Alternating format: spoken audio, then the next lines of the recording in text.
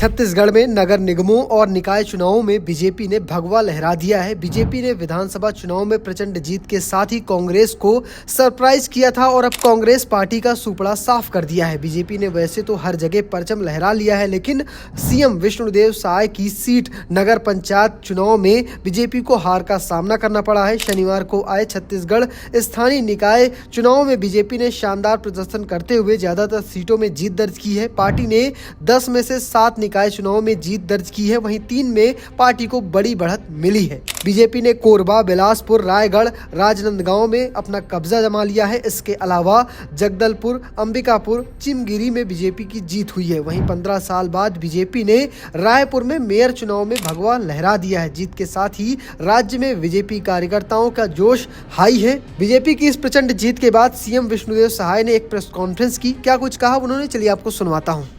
Bharatiya Janata party के लिए और हमारी भारतीय जनता पार्टी की छत्तीसगढ़ की सरकार के लिए ऐतिहासिक दिन है। आज हम कह सकते हैं कि आज का ये दिन राजनीति के क्षेत्र में छत्तीसगढ़ के इतिहास में स्वर्णाक्षरों से लिखा जाएगा, क्योंकि आज भारतीय जनता पार्टी को नगरीय निकाय के चुनाव में ऐतिहासिक सफलता मिली है और छत्तीसगढ़ की जनता ने, यहाँ के मतदाताओं ने भारतीय जनता पार्टी पर भरोसा किया है। हमारे देश के यशस्वी प्रधानमंत्री श्री नरेंद्र मोदी जी, उन पर विश्वास किया है, मोदी की गारंटी पर विश्वास किया है। हमारी सरकार ने जो छत्तीसगढ़ के विकास के लिए 13 महीने में जो काम किए हैं उन पर विश्वास किया है और नगरीय निकाय के चुनाव में ऐतिहासिक विजय दिलाए हैं, जनादेश दिए हैं। इसके लिए समस्त छत्तीसगढ़ की जनता, मतदाताओं का बहुत बहुत धन्यवाद करते हैं, बधाई करते हैं। भारतीय जनता पार्टी की तरफ से, छत्तीसगढ़ की भारतीय जनता पार्टी की सरकार के तरफ से उन्होंने हम लोग का जो नगरीय निकाय चुनाव की दृष्टि से घोषणा पत्र है, जिसको हम लोगों ने अटल विश्वास पत्र का नाम दिया है, उस पर भी विश्वास किया है।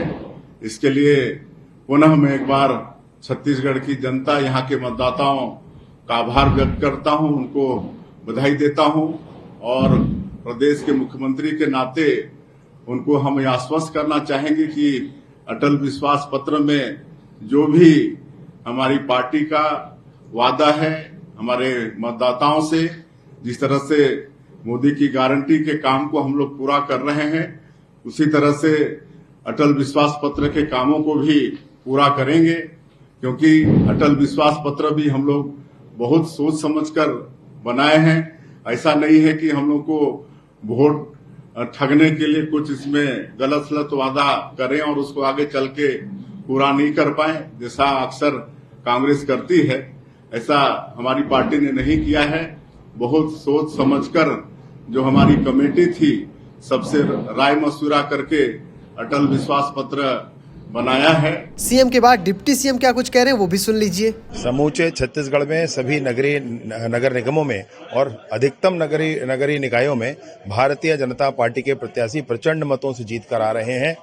मैं आपको कहना चाहता हूं कि ये जनता की जीत है, ये भाजपा के कार्यकर्ताओं की जीत है और ये माननीय विष्णुदेव साय जी के सरकार के नीतियों की जीत है। सरकार के कार्यों पर जनता की मोहर लगी है।